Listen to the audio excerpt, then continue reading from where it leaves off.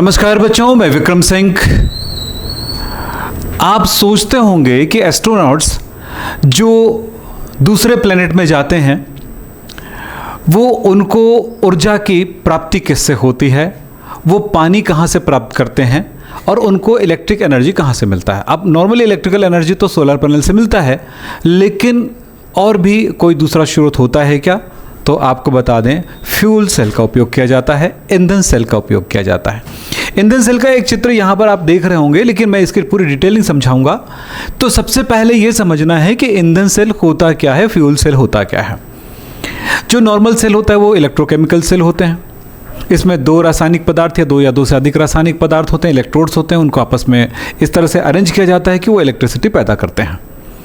लेकिन ऐसा भी सेल है जो फ्यूल यानी ईंधन से, ईंधन हाइड्रोजन ईंधन, मीथेन ईंधन, इनका उपयोग कर इनमें ऐसी रासायनिक क्रिया होती है, यानी कि एक तरह का दहन की क्रिया होती है, ऑक्सीडेशन होता है। जैसे आपको मैं बोलूँ हाइड्रोजन है, हाइड्रोजन का ऑक्सीडेशन, हाइड्रोजन का ऑक्सीजन से रिएक्शन होगा तो क्या बनेगा? पानी। और इसमें काफ़ी मात्रा में ऊष्मा निकलती है, लाइट निकलता है, प्रकाश निकलता है, ये आप जानते हैं। लेकिन यहां पर ना ऊष्मा और प्रकाश नहीं निकलती, सीधा सीधा इसकी जगह पे इलेक्ट्रिसिटी पैदा होती है, विद्युत धारा पैदा होता है।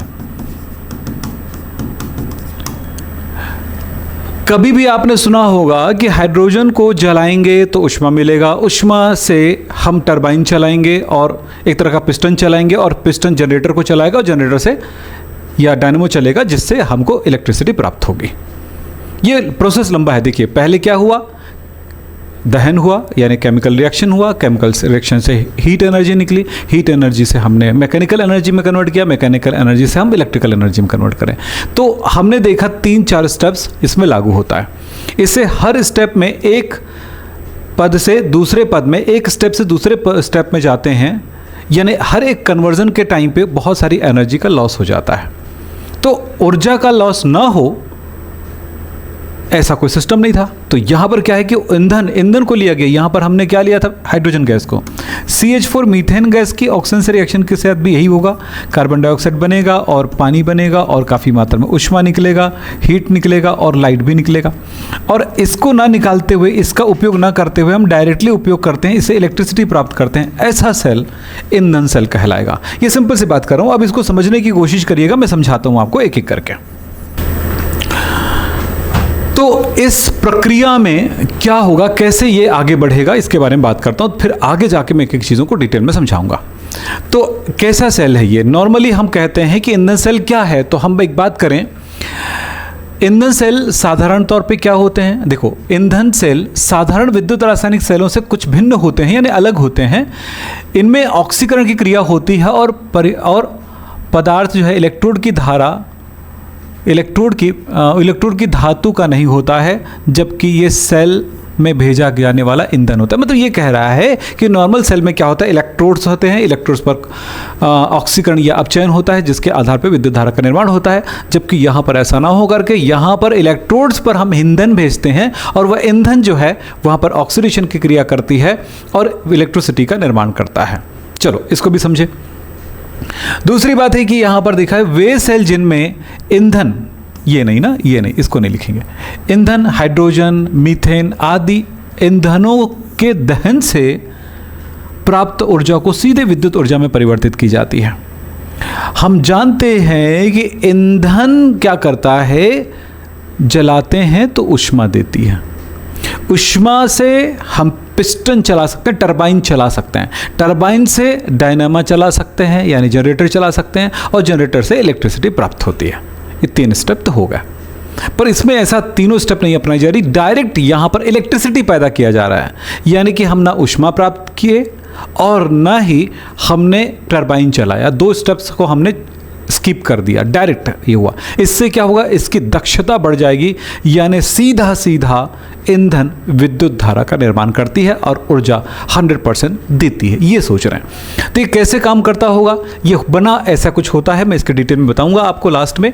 ये जो उपकरण कुछ ऐसा होता है, आप देख रहे हैं। अब इसको मैं डिटेल में समझाऊंगा थोड़ी देर में, अभी नहीं, अभी कुछ इसके अंदर होने वाली प्रक्रियाओं को दिखाता हूं। तो जो यहाँ पर ये जो चित्र दिखाई दे रही है, वो अंदर ही अंदर कैसे काम करता होगा, इसका मैं एक सिंपल फिगर में आपको इस चीज़ को सिखाता हूँ। पहले इसको पहले समझ लो, उसके बाद हम बात करते हैं। देखिए इसमें होता क्या है, एक सेल का पात्र होता है, सेल का बर्तन होता है, ग्लास का बना हुआ, आपने देखा था प्लास्टिक और ग्लास का बना हुआ है।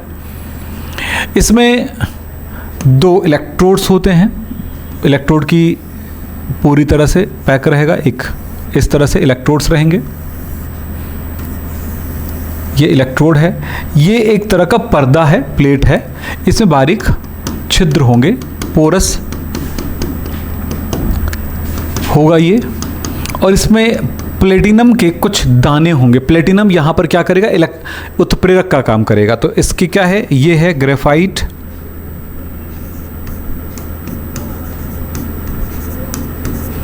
और ग्रेफाइट पर क्या होगा, प्लेटिनम कण जो कि उत्प्रेरक यानी कैटलिस्ट का काम करेगा, उत्प्रेरक है, इसमें होते हैं। ये पूरी तरह बंद होगा इस तरह से, एक छोटा सा पाइप, और अब देखिएगा इसके बीच में हम डाइल्यूट KOH ले लेंगे, तनु KOH का विलयन ले लेंगे। काम कैसे करेगा जरा देखिएगा। हम एक तरफ से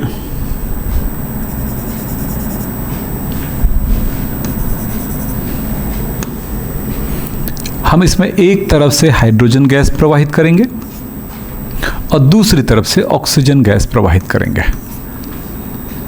जिस तरफ से हाइड्रोजन गैस प्रवाहित करेंगे वो नेगेटिव इलेक्ट्रोड बन जाएगा, ये वाला, और दूसरा वाला जिधर से ऑक्सीजन गैस प्रवाहित करते हैं वो वाला पॉजिटिव इलेक्ट्रोड का काम करेगा। अब ये कैसे करेगा इसको ज़रा समझना है आपको। इसमें भरा हुआ है KOH विलयन, KOH का जलीय विलयन। रिएक्शन कैसे करेगा समझना। इसमें पहले बताऊंगा मैं आयोनाइजेशन। देखें KOH जो है पानी में घुला हुआ है तो K+ और OH- आयन के रूप में है।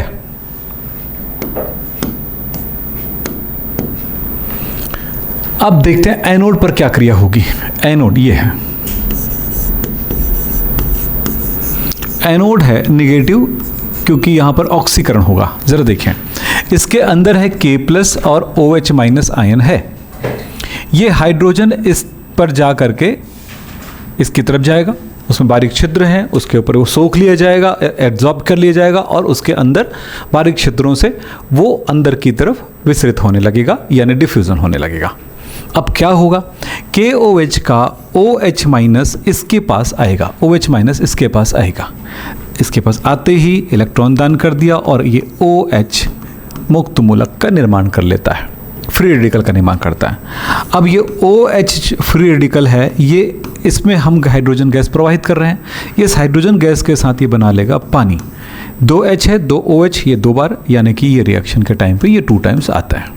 इस तरह से पानी का निर्माण हुआ। ये इलेक्ट्रॉन दान कर रहा था, इलेक्ट्रॉन दान करने की क्रिया को कहते हैं हम ऑक्सीडेशन। तो यहाँ पर ऑक्सीडेशन की क्रिया हुई। अब देखो यहाँ हाइड्रोजन इसके OH- से रिएक्शन करके क्या बना लिया बेटा, पानी। तो इस जगह पानी की मात्रा बढ़ने लगेगी, ये पानी यहाँ से निकलने लगेगा। अब देखो इस जगह पर इलेक्ट्रॉन आया और इलेक्ट्रॉन इस तरह से यहाँ पर इलेक्ट्रॉन की मात्रा बढ़ गई और इस नेगेटिव इलेक्ट्रोड बन गया क्योंकि इलेक्ट्रॉन किसने ले लिया, इसने ले लिया। अब देखते हैं कैथोड की तरफ चलते हैं। कैथोड की तरफ, कैथोड पॉजिटिव है इस प्लेट। अब इसको मैं अगर इसको जोड़ दूं इस तरह से किसी वायर से, ये लाइट है चलिए, और इसको जोड़ने पर इसको जोड़ूंगा तो कनेक्शन क्या होगा, यहाँ से इलेक्ट्रॉन होते हुए इस तरफ आ जाएगा। यहाँ पर इस इलेक्ट्रॉन को लेने के लिए कौन आएगा, ये भी ज़रा सोचिए। कैथोड पर तो पानी और हम इधर से प्रवाहित कर रहे हैं ऑक्सीजन गैस, ये लीजिए। अब अब समझना, यहाँ से इलेक्ट्रॉन को ग्रहण कर लिया, ये इलेक्ट्रॉन इधर आया, इसमें का पानी है, इस पानी को इसके नज़दीक गया तो क्या हुआ ज़रा देखिए कि OH हाफ OH, 2 इलेक्ट्रॉन 1 पानी, तो इस तरह से क्या बन जाएगा ज़रा देखें, इस तरह से OH 2H 2 ऑक्सीजन, तो OH माइनस 2 ठो बन जाएगा, इस तरह से 2H OH माइनस बन गया। फाइनल हमने क्या देखा, फाइनल अगर इसको हम जोड़ें तो हमें नज़र आ रहा है क्या चीज़, यहाँ पर दिख रहा है hydrogen gas plus half O2 और बन गया पानी। इस तरह से आप देख रहे हैं हाइड्रोजन और ऑक्सीजन मिलता है और पानी का निर्माण हो रहा है, और देखिए इस तरह से इलेक्ट्रॉन भी बह रहा है, मतलब इलेक्ट्रिसिटी निर्मित हो रही है। यहाँ पर इलेक्ट्रॉन की कमी हो रही थी क्योंकि इस इलेक्ट्रॉन को किसने ग्रहण कर लिया था, पानी ने, ऑक्सीजन ने ग्रहण कर दिया, पानी के साथ मिलकर के OH माइनस बन गया। इस रिएक्शन को हम दूसरे तरह से भी दर्शा सकते हैं, पर मैंने एक तरीका आपको बताया जिस तरीके का उपयोग करिए अपने रिएक्शंस को समझाने के लिए, एक मैकेनिज्म को समझने के लिए। अब देखते हैं इसमें कि ये वर्क कैसे करता है, क्रिया कैसे करती है, ज़रा समझने की कोशिश करेंगे। ये पूरा का पूरा ये उपकरण है जो एक बॉक्स में, कांच के ग्लास में बंधा हुआ है। अब इसके अंदर दिखाना मेरे लिए भी मुश्किल होगा क्योंकि काटना पड़ेगा इसको, और काट के दिखाने से अच्छा है कि जो चीज़ें मैंने वहाँ पर बना के दिखाया तो वैसे ही फिक्स मेथड होता है। तो यहाँ पर देखिएगा कुछ चीज़ें, ये एक लंबी सी इस तरह से बना हुआ उपकरण है जिसके बीचों बीच कुछ ऑक्सीजन इनलेट्स, देखिए इसमें कुछ प्लेट्स लगे हुए हैं, मेम्ब्रेन्स लगे हुए हैं, जिसको बोलते हैं प्रोटॉन एक्सचेंज मेम्ब्रेन, इस जगह पे लगा हुआ है। एक तरफ इलेक्ट्रोड रहेगा बीचों बीच, एक तरफ और इलेक्ट्रोड रहेगा बीचों बीच।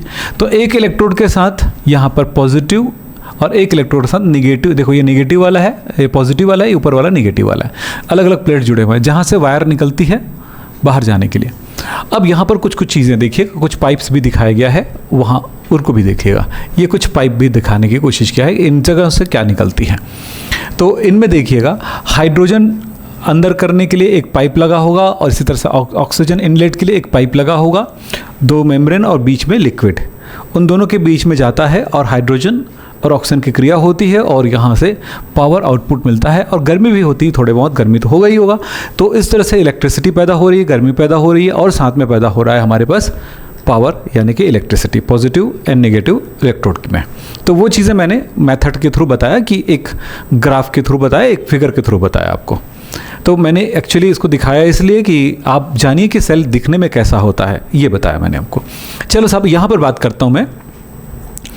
देखिए यहीं पर दिखाया जा रहा है कि हाइड्रोजन गैस है ये, जो लाल रंग का H2 है ये। तो 2 हाइड्रोजन यहाँ से इस जगह पे, इस पॉइंट पे जाएगा, देखो एक ये जाते हुए जा रहा है और जैसे जाता है दोनों हाइड्रोजन अलग हो जाता है। हाइड्रोजन जैसे अलग होता है, ये 2 प्रकार का क्या भी, देखो येलो कलर के जो जाती हुई दिखती है वो क्या है, इलेक्ट्रॉन है, और वो H जो लाल है वो हरा हो जा रहा है, मतलब हाइड्रोजन परमाणु जो है हाइड्रोजन आयन में परिवर्तित हो जा रही है। हाइड्रोजन आयन में जो परिवर्तित हो रही है वो इस विलयन की तरफ चला गया, इस विलयन में घुल गया, ये देखिए घुल गया। अब इधर का सोच लीजिए, अब इधर से सोचिए, ऑक्सीजन आ रहा है, इलेक्ट्रॉन इधर चला गया, अब यहाँ से ऑक्सीजन आ रहा है, ऑक्सीजन भी 2 पार्ट में है, H2 है, O2 है, O2 में से एक ऑक्सीजन O अलग हो रहा है, देखिए O अलग होगा और इसके पास आएगा, वो अलग हो गया, ये अलग हो गया। अलग होने के बाद इधर से इलेक्ट्रॉन ग्रहण करता है, देखिए नीला वाला क्या हो जाएगा, नीला वाला इलेक्ट्रॉन ग्रहण करेगा, येलो वाला इलेक्ट्रॉन ग्रहण करेगा, और उसके बाद इधर का H+ ग्रीन वाला और इधर येलो ब्लू वाला दोनों मिल करके यहाँ पर क्या बन जाता है, फिर से H2O का निर्माण करते हुए निकल जाती है। तो ये चीज़ें यहाँ पर दिखाई जा रही है। इसको यहाँ पर भी एक सिंपल तरीके से समझ सकते हैं कि हाइड्रोजन गैस है, यहाँ पर H+ आयन बनता है, अपर ऑक्सीजन गैस है H, और ये इलेक्ट्रॉन यहाँ से होते हुए इस ऑक्सीजन के द्वारा ग्रहण कर लिया जाता है और इस तरह से पानी का निर्माण हो जाता है। तो इस तरह से इलेक्ट्रॉन का जाना, इधर से H+ का जाना, इधर से O2 का आना और मिलकर के पानी का निर्माण करना, इधर से इलेक्ट्रॉन का बाहर से बहना, ये इलेक्ट्रिसिटी निर्माण करना, इधर से पानी का बहना, ये चीज़ें यहाँ पर दिखाई जा रही हैं। अब बात करते हैं इसकी विशेषताएं क्या है। सबसे पहली बड़ी विशेषता ये है कि ये ईंधन यानी हाइड्रोजन और ऑक्सीजन से किसी प्रकार का कोई पॉल्यूशन नहीं होती है, पॉल्यूशन फ्री ये सेल है, जो भी सेल आता है कोई ना कोई पदार्थ से बना होता है और वो काम करना बंद कर दिया तो हम प्रकृति में फेंक देते हैं, तो वो खराब हो गया, हमारा पॉल्यूशन बढ़ा रहा है। लेकिन ये पॉल्यूशन नहीं बढ़ाता है, ये किसी प्रकार का कोई प्रदूषण नहीं करता है। तो प्रदूषण रहित कार्य प्रणाली होने के कारण यह सेल बहुत ही महत्वपूर्ण है, हानिकारक नहीं है। दूसरी बात है, इसकी दक्षता बहुत हाई होती है, लगभग 60% होता है, याद रखना। यहाँ पर 70 से 75% लिखा हुआ है, कई जगह तो लिखते हैं 100% दक्षता वाली सेल कौन सी है पूछा जाता है, तो भी ईंधन सेल को ही दीजिएगा। या उच्चतम दक्षता वाला सेल कौन है, तो आप ईंधन सेल को ही दीजिएगा। फिर बात करते हैं ऊर्जा के सतत स्रोत में लगातार विद्युत ऊर्जा उत्पन्न करने वाले स्रोत है, यानी ये लगातार अगर हम इसमें ईंधन देते रहेंगे, ऑक्सीजन देते रहेंगे, तो ये लगातार ऊर्जा उत्पन्न करता रहेगा। इतनी बढ़िया एफिशिएंसी इसमें होती है, ये खास बात है। तो ये हो गया कि ऐसा सेल जो सीधे ईंधन से ऊर्जा, विद्युत ऊर्जा का निर्माण करता है, इसके हम ईंधन सेल कहते हैं। ये हमने आज की क्लास में पढ़ा है और ये बहुत इम्पॉर्टेंट है आपके एग्ज़ाम में, और इसके मैकेनिज़्म पूछे जाते हैं, जो कि मैंने यहाँ पर इसके मैकेनिज़्म बताए हैं, उसी मैकेनिज़्म को पूछे जाएंगे। चलिए आज की क्लास यहीं पे समाप्त करेंगे। नमस्कार, धन्यवाद, थैंक यू।